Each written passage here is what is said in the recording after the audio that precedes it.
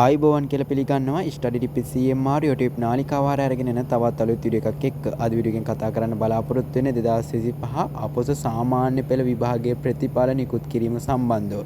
මේ වෙන විටත් ඔයාලගේ ප්‍රතිඵලවලට ෆයිනල් අප්‍රූවල් එක ලැබිලා තියෙනවා. ඒ වගේම ප්‍රතිඵල අන්තර්ජාලයට ඇතුළත් කරන ගමන් තමයි පවතින්නේ. බොහෝ විට ඔයාලගේ ප්‍රතිඵල අද අලුයම කියන්නේ හෙට උදේ වගේ වෙද්දි ඔයාලට අන්තර්ජාලය හරහා බැලීමට හැකියාව තියෙනවා.